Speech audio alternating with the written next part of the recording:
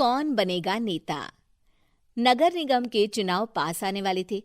पूरे कानपुर शहर में टिकट को लेकर मारामारी शुरू थी, लेकिन सबसे ज्यादा चर्चा में वार्ड नंबर 40 की सीट थी। वो इसलिए क्योंकि इस बार वहां की सीट महिला के लिए आरक्षित थी। अब सवाल ये था कि चुनाव लड़ेगा कौन। इससे पहले ठाकुर साहब वहां से पार्षद थे और इस बार उन्होंने अपनी पत्नी सीमा ठाकुर को टिकट दिलवाई और ठाकुर साहब की शान के कारण सीमा जी ने 20,000 वोटों से चुनाव जीत लिया। अरे बधाई हो सीमा भाभी, अब तो आप वार्ड की पार्षद बन गई हैं। अब तो हमारे काम आप ही करवाएंगी। अरे ये तो सिर्फ नाम की पार्षद बनी है, वो तो महिला सीट आ गई, वरना पार्षद तो मुझे ही बनना था। अब भले ही चेहरा इसका होगा, लेकिन पावर तो मेरी ही होगी। अरे वाह भाई साहब, क्या दिमाग लगाया है आपने भी।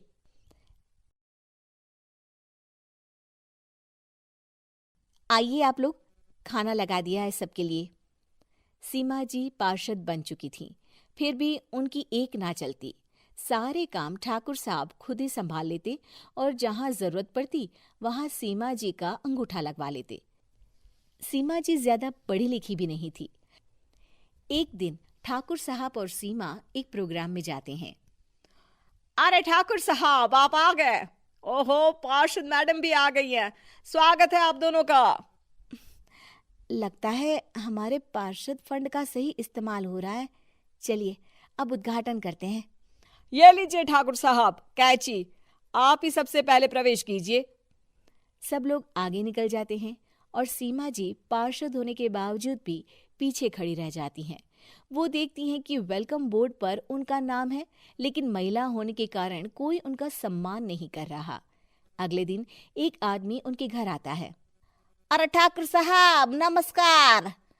कल ना हम नोटिस किए कि हमारा घर तो अवैध है और नगर निगम वाले उसे तोड़ने आ रहे हैं। अरे कुछ कीजिए ना ठाकुर साहब। देखो भाई, मैं तो ज्यादा कुछ कर नहीं सकता, पर अगर तुम सबकी जेब गर्म कर दो तो कुछ हो सकता है। कुल मिलाकर 4 लाख लगेंगे। अरे 4 लाख ठाकुर साहब?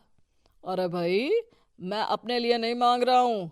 दरोगा है, इंजीनियर बाबू है, बड़े साहब है, सबको देना पड़ता है ना थोड़ा थोड़ा। बोलो है मंजूर? तभी वहां अचानक सीमा जी आ जाती हैं। अरे ये आप क्या कर रहे हैं? पहले इन्हीं लोगों से तो आपने वोट मांगे, अब इनसे ही पैसे ले रहे हो।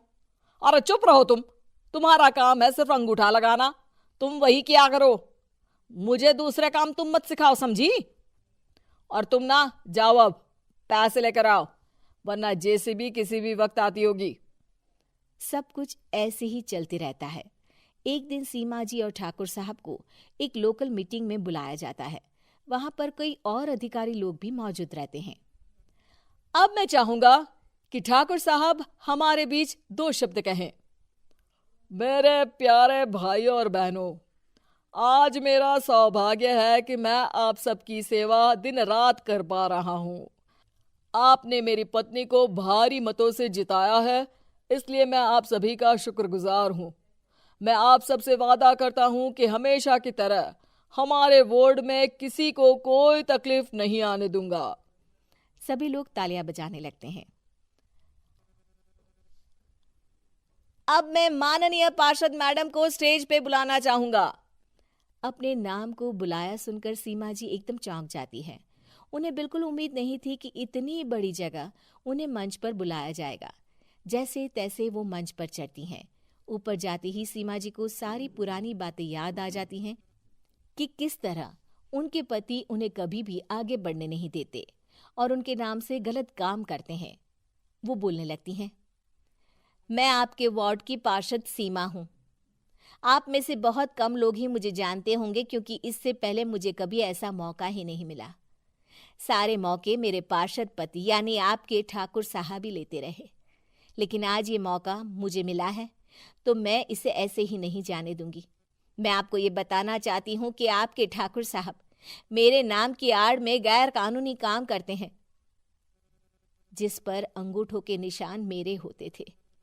इसीलिए मैं अपनी गलती मानती हूँ और आज अपने पद से इस्तीफा देती हूँ, ताकि आगे से कोई गलत काम ना हो पाए।